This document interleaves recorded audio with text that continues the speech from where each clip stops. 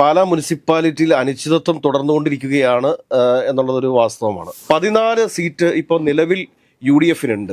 പിന്നെ ഇവിടെ കിടന്ന് ഇത്രയും വാർത്തകൾ ഇവിടെ സൃഷ്ടിച്ചുകൊണ്ടിരിക്കുന്ന ആരാണ്? മാണി സി കാപ്പൻ എന്ന് പറയുന്ന ഒരു കുറുക്കനും അതോടൊപ്പം തന്നെ മോൻസ് ജോസഫ് എന്ന് പറയുന്ന മറ്റൊരു കുറുക്കനും കൂടെയാണ്. ഒരു രാഷ്ട്രീയ ആത്മാഭിമാനം എന്ന് പറയുന്ന ഒന്നില്ലേ? ആ രാഷ്ട്രീയ ആത്മാഭിമാനം ഉണ്ടെങ്കിൽ UDF ഇവർക്ക് പിന്തുണ കൊടുക്കുമോ? ഈ പറയുന്ന LDF ഇവർക്ക് പിന്തുണ കൊടുക്കുമോ? LDF ഇവരുടെ പിന്തുണ സ്വീകരിക്കുമോ? ഇവിടെയാണ് നമ്മൾ ഒരു രാഷ്ട്രീയ ചതിയുടെ കഥ നമ്മൾ തിരിച്ചറിയേണ്ടത്. ഇത് തെരഞ്ഞെടുപ്പിന് മുമ്പ് തന്നെ നടത്തിയിട്ടുള്ള വലിയൊരു രാഷ്ട്രീയ ഗൂഢാലോചനയുടെ ഭാഗമാണ്. ജോസ് കെ മാണിയുടെ നിലപാടിൽ തന്നെ ഉറച്ചു നിൽക്കുകയാണ്. അത് രാഷ്ട്രീയ നിലപാടാണ്, അത് രാഷ്ട്രീയ പാരമ്പര്യത്തിന്റെ നിലപാടാണ്. സതീഷ് ചൊള്ളാനിയെ പരാജയപ്പെടുത്തിയതിന്റെ പരിപൂർണമായ ഉത്തരവാദിത്വം ഈ മാണി സി കാപ്പനും അതോടൊപ്പം തന്നെ ജോസഫ് ഗ്രൂപ്പിനുമാണ്. ഈ ജോസഫ് ഗ്രൂപ്പ് മറ്റേ MLA ഒക്കെ കാണിച്ചുകൊണ്ടിരിക്കുന്നത് എന്താണ്? അത് രാഷ്ട്രീയ ചതിവാണ്. പിന്നിൽ നിന്ന് കുത്തുന്ന രീതിയാണ് ചെയ്തുകൊണ്ടിരിക്കുന്നത്. അതോ ആർക്കിട്ട്? കോൺഗ്രസിനിട്ട്. നമസ്കാരം. പാലാ മുനിസിപ്പാലിറ്റിയിൽ ഏകദേശം പ്രശ്നങ്ങളായിക്കൊണ്ടിരിക്കുകയാണ്.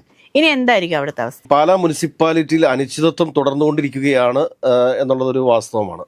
അതോടൊപ്പം തന്നെ കേരളത്തിലെ ന്യൂസ് ചാനലുകൾക്ക് പാലാ മുനിസിപ്പാലിറ്റിയോട് എന്തോ പ്രിയം കൂടുതലാണോ എന്ന് നമുക്ക് തോന്നിപ്പോകുന്നുണ്ട്. അതിന് കാരണം എന്താണെന്നാണ് നമുക്ക് മനസ്സിലാവുന്നത്. കേരളത്തിൽ ഒരുപാട് മുനിസിപ്പാലിറ്റികൾ തൂക്കു മുനിസിപ്പാലിറ്റികളായിട്ട് നിൽക്കുന്നുണ്ട്. വിവിധ കോർപ്പറേഷനുകളിൽ പ്രശ്നങ്ങളുണ്ട്. മേയർമാരെ തിരഞ്ഞെടുക്കാൻ സാധിക്കാത്ത, ഡെപ്യൂട്ടി മേയർമാരെ തിരഞ്ഞെടുക്കാൻ സാധിക്കാത്തൊക്കെ ഒരുപാട് തർക്കങ്ങളുണ്ട്.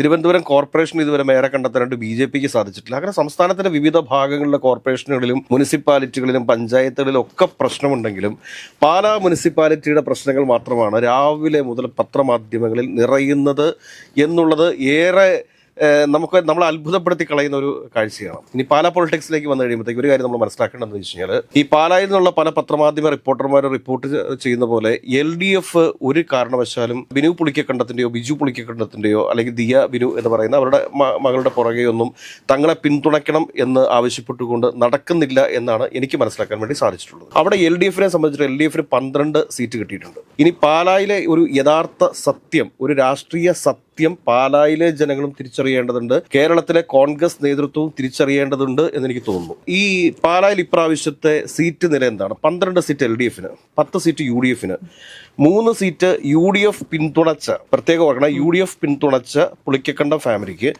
1 സീറ്റ് സ്വതന്ത്രയ്ക്ക്. ഈ സ്വതന്ത്രയും പുളിക്കക്കണ്ടം ഫാമിലിയുമായിട്ടും അതോടൊപ്പം തന്നെ UDF-ഉമായിട്ട് വളരെ അടുത്ത ബന്ധമുള്ളതാണ്. പ്രത്യേകിച്ച് മാണി സി കാപ്പൻ MLA ഒക്കെ ആയിട്ട് വളരെ അടുത്ത ബന്ധം പുലർത്തുന്നയാളാണ് ഈ മായ രാഹുൽ എന്ന് പറയുന്നയാൾ.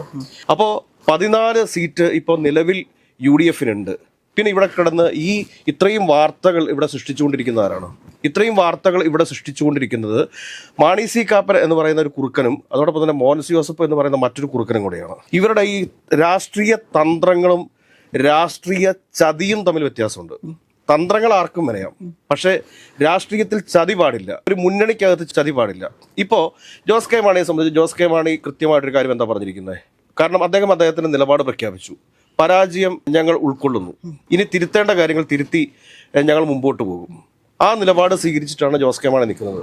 ജോസ് കെ മാണി ഈ പറയുന്ന 3 പേരുടെ, ഈ 4 സ്വതന്ത്രന്മാരുടെ പിന്തുണ തേടി അവരുടെ വീട്ടുവഴിക്കൽ പോയിട്ടില്ല. അദ്ദേഹത്തിന്റെ നിലപാടിൽ അദ്ദേഹം ഉറച്ചു നിൽക്കുന്നു. പിന്നെ ഇപ്പോൾ അവിടെ നടന്നുകൊണ്ടിരിക്കുന്ന ശ്രമം എന്ത് എന്ന് ചോദിച്ചു കഴിഞ്ഞാൽ, പുളിക്കക്കണ്ടം ഫാമിലിയുടെ അതായത് മകൾ ദിയ ബിനുവിനെ അവിടെ ചെയർപേഴ്സൺ ആക്കണം, അതോടൊപ്പം തന്നെ ഡെപ്യൂട്ടി ചെയർമാനായിട്ട് ബിനു പുളിക്കക്കണ്ടത്തിന് വരണം. ഇതാണ് ഡിമാൻഡ്. ഈ ഡിമാൻഡ് അംഗീകരിക്കാനായിട്ട് UDF-ന് സാധിക്കുമോ? UDF-ൽ നിന്ന് തെരഞ്ഞെടുക്കപ്പെട്ടിട്ടുള്ള ബാക്കി 10 കൗൺസിലർമാരും വെറുതെ വായി നോക്കി നിൽക്കുമോ? ഒരു രാഷ്ട്രീയ ആത്മാഭിമാനം എന്ന് പറയുന്ന ഒന്നില്ലേ? ആ രാഷ്ട്രീയ ആത്മാഭിമാനം ഉണ്ടെങ്കിൽ UDF ഇവർക്ക് പിന്തുണ കൊടുക്കുമോ? ഈ പറയുന്ന LDF ഇവർക്ക് പിന്തുണ കൊടുക്കുമോ? LDF ഇവരുടെ പിന്തുണ സ്വീകരിക്കുമോ? പിന്നെ ഇതിനകത്തുള്ള സാധ്യത എന്താണ്? ഇവിടെയാണ് നമ്മൾ ഒരു രാഷ്ട്രീയ ചതിയുടെ കഥ നമ്മൾ തിരിച്ചറിയേണ്ടത്. അതായത് സതീഷ് ചൊള്ളാനി അവിടുത്തെ UDF-ന്റെ പാലാ നിയോജക മണ്ഡലം ചെയർമാനാണ്. അദ്ദേഹത്തെയാണ് ഈ മായ രാഹുൽ എന്ന് പറയുന്ന സ്വതന്ത്ര സ്ഥാനാർത്ഥി പരാജയപ്പെടുത്തിയത്. മായ രാഹുൽ കഴിഞ്ഞ പ്രാവശ്യവും പാലാ മുനിസിപ്പാലിറ്റിയുടെ കൗൺസിലറായിരുന്നു. എങ്ങനെയാണ് സതീഷ് ചൊള്ളാനി തോറ്റത്? ആരാണ് സതീഷ് ചൊള്ളാനിയെ പരാജയപ്പെടുത്തിയത്? ഈ മായ രാഹുൽ ആരുടെ സ്ഥാനാർത്ഥിയായിരുന്നു? മായ രാഹുൽ എന്ന് പറയുന്നത് പുളിക്കക്കണ്ട ഫാമിലിയുടെയും അതോടൊപ്പം തന്നെ മാണി സി കാപ്പന്റെയും സ്ഥാനാർത്ഥിയായിരുന്നു. മാണി സി കാപ്പൻ അവിടെ വോട്ടൊന്നും ഇല്ല എങ്കിലും കുടുംബപരമായിട്ട് നല്ല ബിസിനസ്സുകാരും ആളുകളൊക്കെ ആയിട്ട് നല്ല ബന്ധം പുലർത്തുന്ന ഫാമിലി തന്നെയാണ് പുളിക്കക്കണ്ട ഫാമിലിയിലെ ഈ 2 സഹോദരന്മാരും ഈ മകളുമൊക്കെ. അത് വെച്ചിട്ടാണ് ഈ 4 സ്വതന്ത്രന്മാരെ വിജയിപ്പിക്കാൻ വേണ്ടി സാധിച്ചിട്ടുള്ളത്. ഇന്നലെ മായ രാഹുൽ ആവശ്യപ്പെട്ടത് എനിക്ക് ചെയർപേഴ്സൺ സ്ഥാനം വേണമെന്ന് ആവശ്യപ്പെട്ടു. പക്ഷേ ഇന്ന് അവർ പറഞ്ഞിരിക്കുന്നത് എന്താണ്? ദിയമോൾക്ക് ആദ്യ അവസരം കൊടുക്കാൻ ഞാൻ തയ്യാറാണ്. അതിൽ നിന്ന് തന്നെ കാര്യം വ്യക്തമല്ലേ? ഇപ്പോൾ നടക്കാൻ പോകുന്ന സംഭവം എന്ത് എന്ന് ചോദിച്ചു കഴിഞ്ഞാൽ ജോസ് കെ മാണിയുടെ നിലപാടിൽ തന്നെ ഉറച്ചു നിൽക്കുകയാണ്. അത് രാഷ്ട്രീയ നിലപാടാണ്, അത് രാഷ്ട്രീയ പാരമ്പര്യത്തിന്റെ നിലപാടാണത്.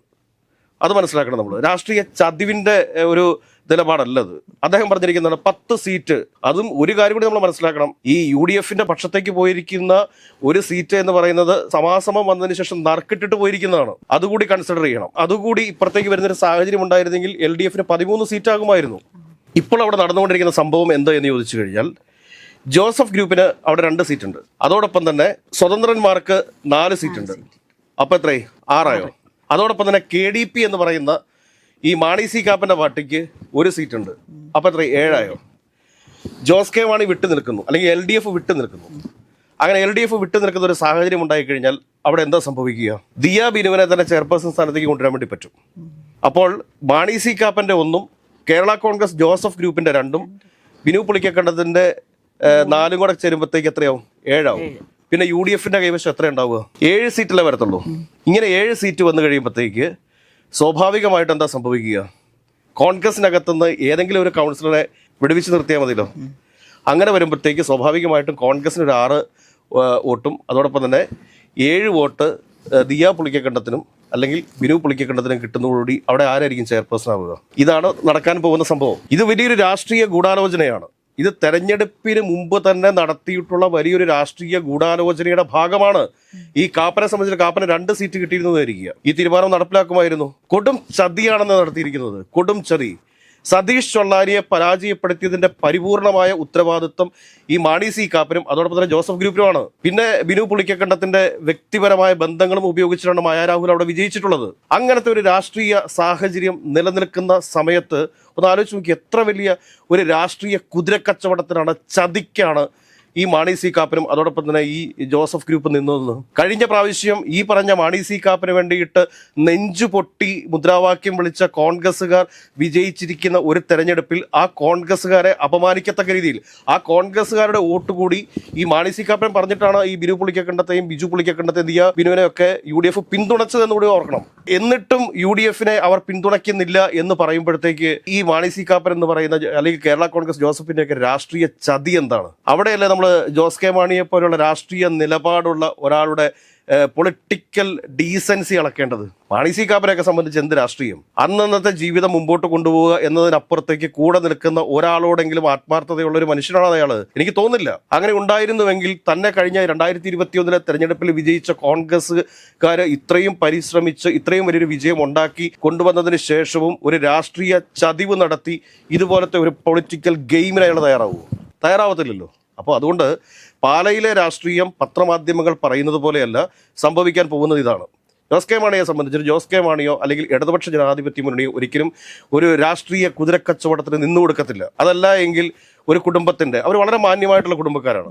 ഒരു തരത്തിലും നമുക്കൊരു മറിച്ചൊരു അഭിപ്രായമില്ല. വളരെ തന്ത്രപരമായിട്ട്, അതായത് പുളിക്കക്കണ്ട ഫാമിലി നടത്തിക്കൊണ്ടിരിക്കുന്ന തന്ത്രപരമായിട്ടുള്ള രാഷ്ട്രീയമാണ്.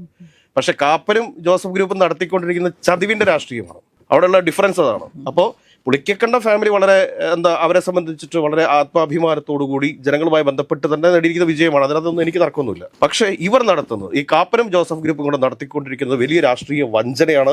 അതവിടുത്തെ കോൺഗ്രസ്സുകാരോട് തന്നെ നടത്തുന്ന വഞ്ചനയാണ്. ഇനിയെങ്കിലും കോൺഗ്രസ്സുകാർ ഈ ഒരു രാഷ്ട്രീയ വഞ്ചകരെ അവരുടെ വോട്ട് കൊടുത്ത് വിജയിപ്പിച്ച് ആളാക്കാൻ വേണ്ടി നിൽക്കരുത്. ഈ പാലാ നഗരസഭയ്ക്കകത്ത് ജോസഫ് ഗ്രൂപ്പിന് വിരലിൽ എണ്ണാവുന്ന ആളുകൾ മാത്രമേ ഉള്ളൂ. അല്ലെങ്കിൽ അവരുടെ ചിഹ്നമായിട്ടുള്ള ഓട്ടോറിക്ഷയിൽ കയറ്റാവുന്ന അത്ര ആളുകളേ ഉള്ളൂ. അത്രയും ആളുകളെ വെച്ചുകൊണ്ട് പ്രവർത്തിക്കുന്ന ഒരു പാർട്ടിക്ക് 2 മെമ്പർമാരെ കൊടുത്തത് കോൺഗ്രസിന്റെ പ്രവർത്തകരാണ്, UDF-ന്റെ പ്രവർത്തകരാണ്. അതവർ മറന്നുപോവുകയാണ്. UDF-ന്റെ സംസ്ഥാന നേതൃത്വം VD സതീശൻ ഉൾപ്പെടെയുള്ള ആളുകൾ ഇതുമായി ബന്ധപ്പെട്ട് ഈ വിഷയങ്ങളിലൊക്കെ ഇടപെടേണ്ടതാണ്.